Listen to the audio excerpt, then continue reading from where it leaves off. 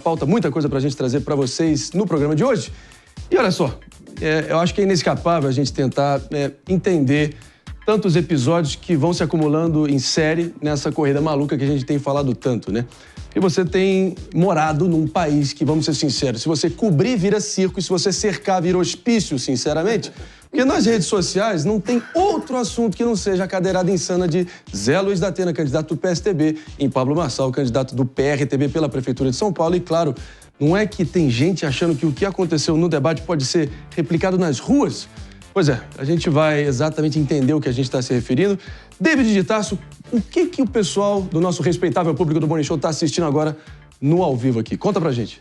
Exatamente, Marinho. Muito bom dia. O vereador Rubinho Nunes, na companhia do Pablo Marçal, foram fazer campanha na Santa Efigênia, região central aqui de São Paulo, e uma pessoa que estava ali acompanhando, né, toda a situação deles pleiteando votos, pegou uma banqueta, foi para cima do Pablo Marçal, o Rubinho Nunes, vereador, reagiu e aí rolou uma confusão generalizada e houve uma confusão realmente que chamou bastante atenção, porque o Rubinho Nunes até chegou a cair e, segundo o morador, essa pessoa que estava ali acompanhando toda a situação, ele não ia dar uma banquetada, uma outra cadeirada no Pablo Marçal, mas sim, ele quis ironizar a situação que aconteceu no debate. Só que aí o vereador entendeu que ele ia assim para cima do Pablo Marçal e houve todo esse tumulto, toda essa confusão na região central de São Paulo e agora as pessoas replicando a situação que aconteceu no debate nas ruas.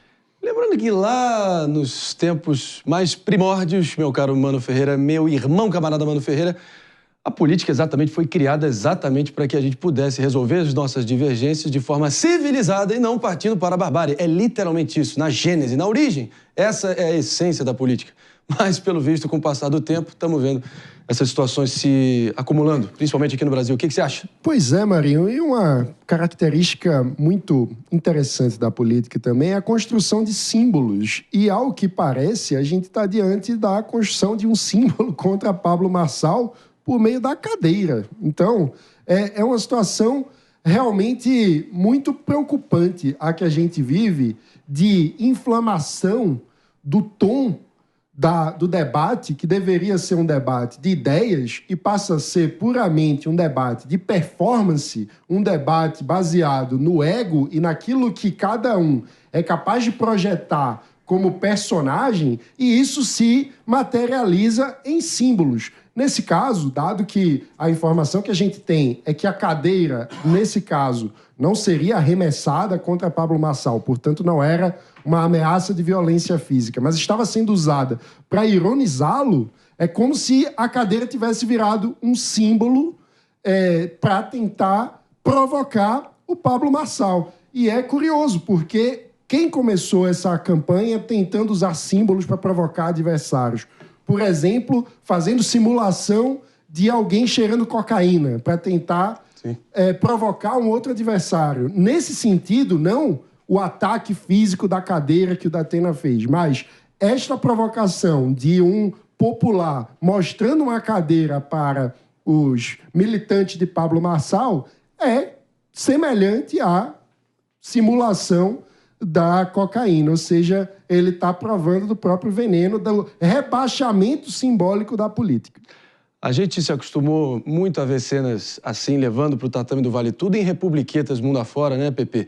A gente lembra muito claramente políticos tacando uns aos outros em lixeiras na Ucrânia, por exemplo. A gente lembra de tumultos assim, dignos de comédia pastelão vindo de Taiwan, também uma pancadaria vindo no parlamento do Quênia, dentre tantos outros. Mas, pelo visto, está virando moda aqui. A Justiça Eleitoral tem instrumentos limitados para poder caçar uma candidatura por atos de violência ou tentar conter isso. Caça por erros minúsculos contábeis em qualquer campanha. Mas conter a violência tem as mãos atadas, concorda?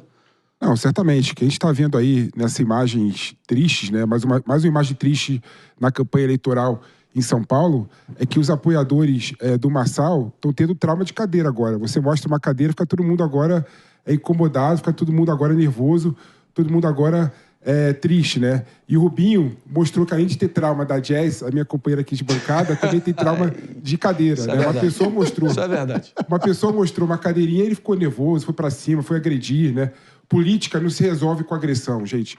A gente tem que começar a aumentar a régua da política, aumentar a régua da discussão com qualidade, não é? Se a pessoa mostrar uma cadeira, brinca, faz piada. Agora, partir para agressão, como a gente viu agora, é mais uma cena lamentável dessa campanha eleitoral.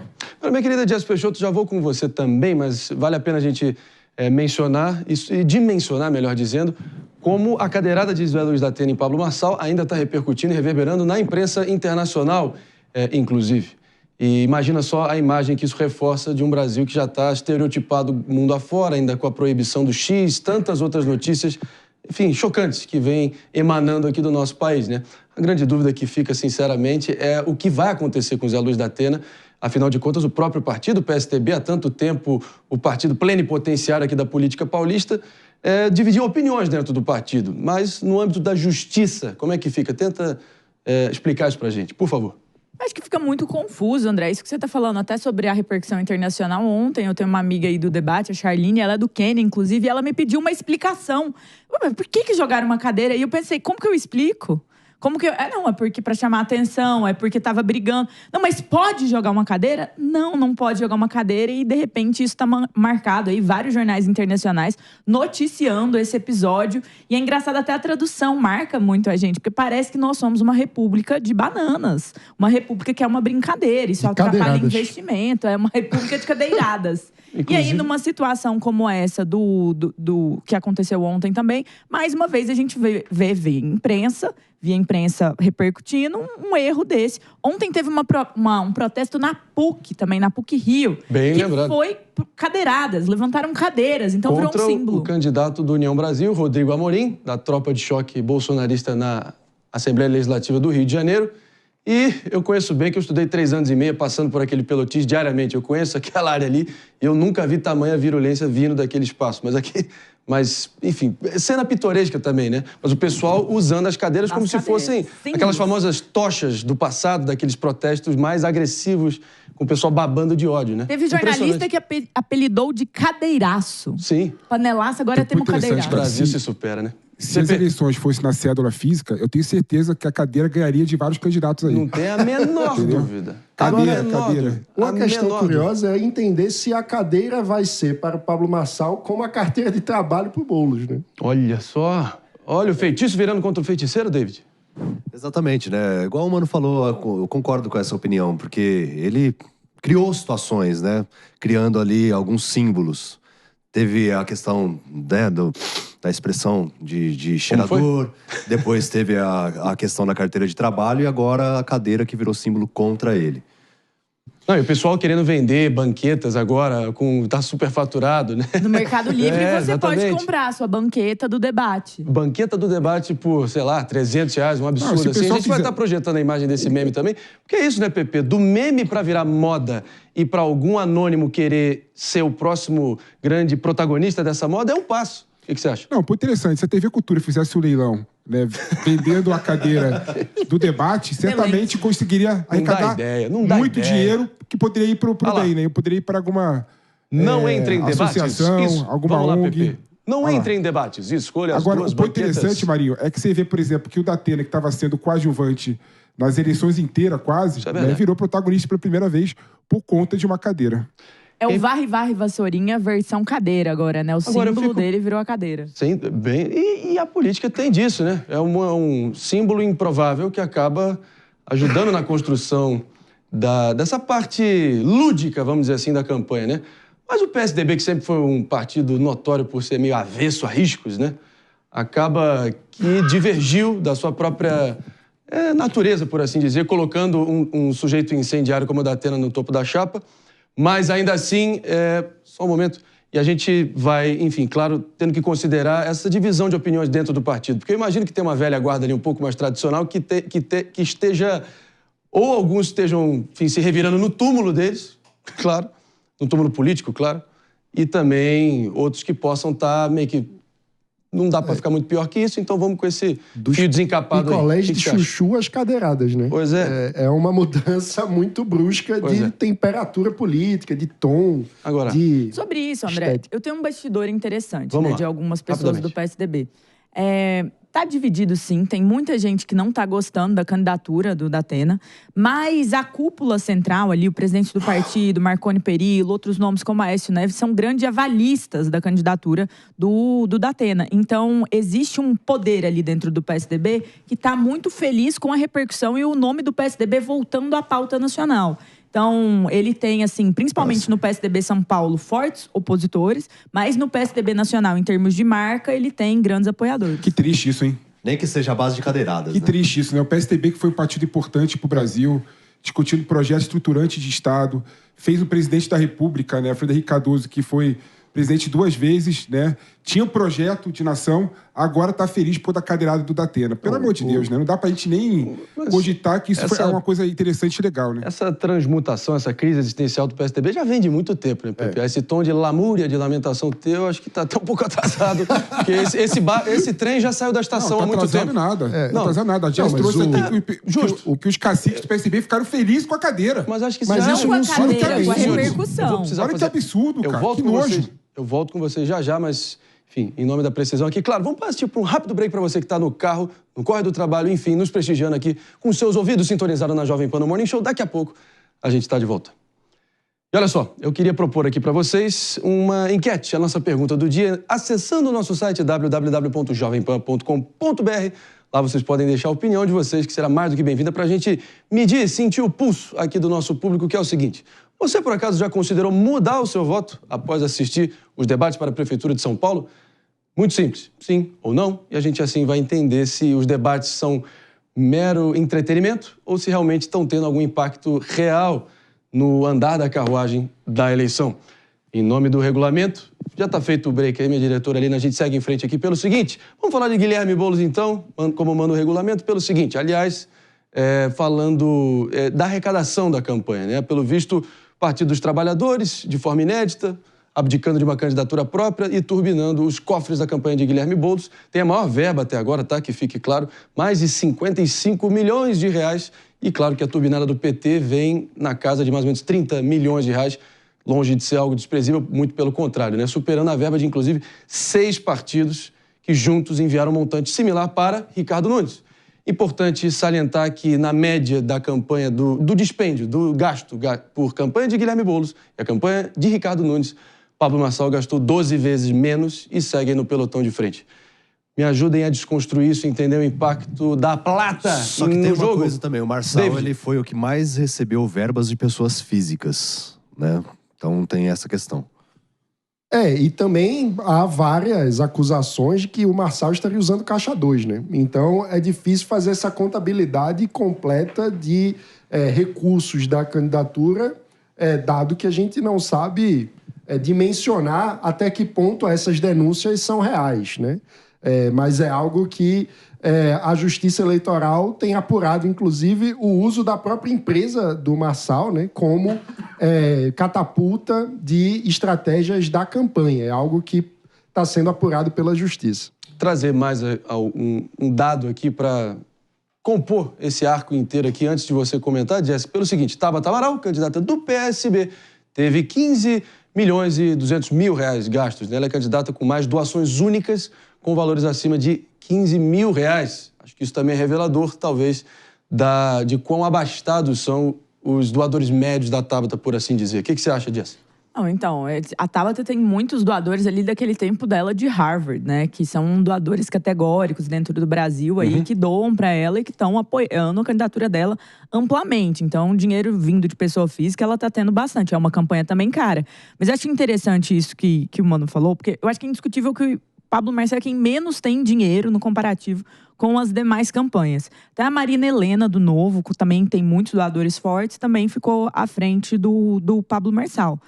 E aí, o que eu acho interessante a gente notar? O poder da internet em termos de divulgação, de diminuir os custos, de ampliar o acesso, de chegar a mais e mais pessoas. Então, essa campanha do orgânico, né? O que é o orgânico? É que não tem impulsionamento, não tem anúncio pago. Na mesma proporção, ela acaba saindo mais barata. E aqui a gente tem um Boulos que até me impressionei, para ser sincera, com a comparação com o Nunes, que tem os grandes partidos do Brasil que estão apoiando a candidatura dele. Então, assim, fica uma briga entre marqueteiros de muito sucesso, entre várias campanhas, que realmente torna tudo ainda mais interessante para a gente avaliar até o cenário eleitoral de São Paulo.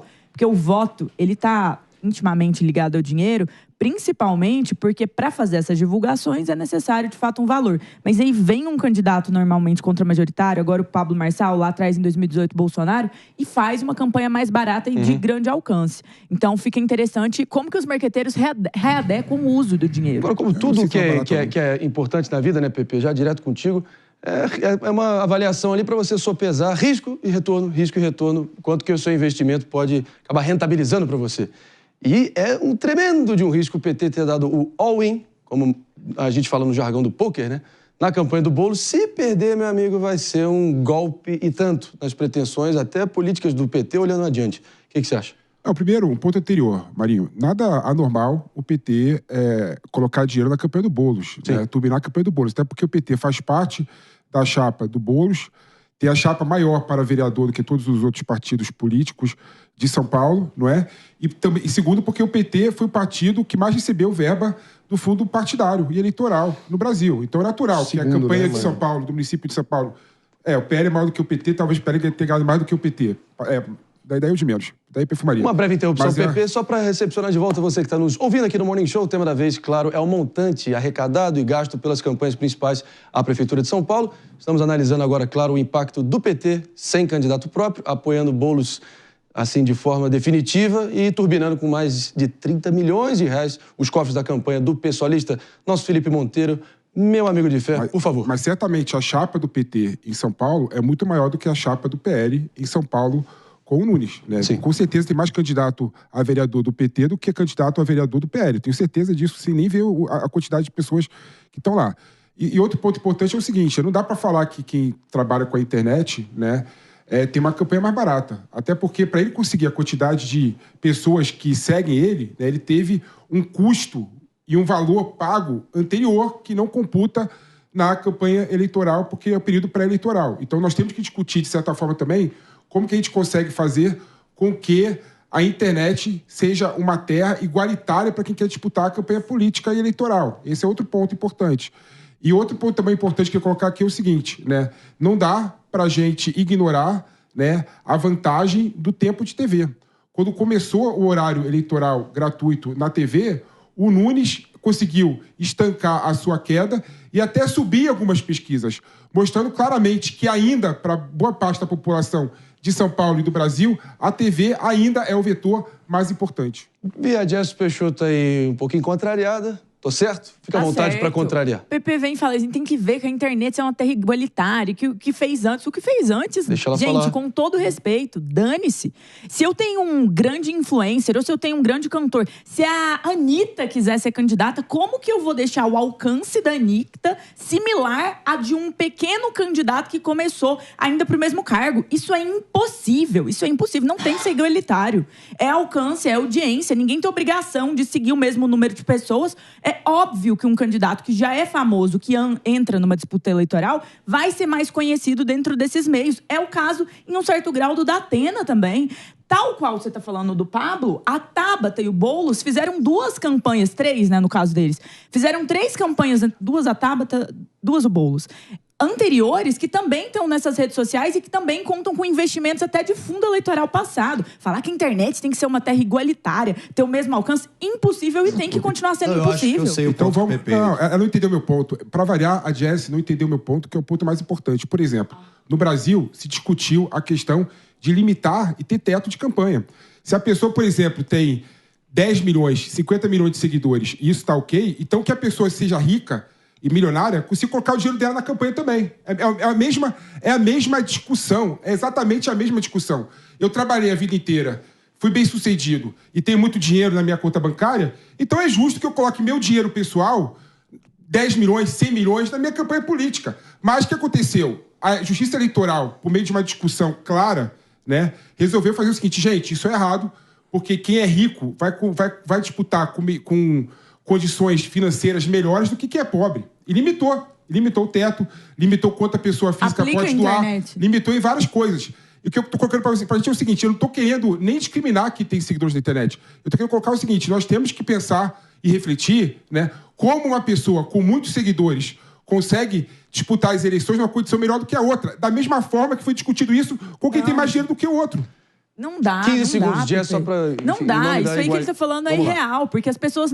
É forçar a igualdade quando a igualdade é impossível. Uma pessoa como o Datena, que tem vida na televisão, obviamente vai prevalecer, muitas vezes, no conhecimento público de outro. O mesmo é aplicado na internet. É você antes. Querer focar uma igualdade. Mas o Datena saiu da TV antes. Não, pelo amor de Deus, isso é extremamente restritivo, autoritário. O ponto do Datena é exatamente esse. O Datena saiu da televisão meses antes para poder disputar as eleições. Aí alguém vai ter que sair da internet, que tá o rendimento. Não, eu não tô falando assim, gente, claro que cria uma página do zero, do eleitoral, não sei como é que faz.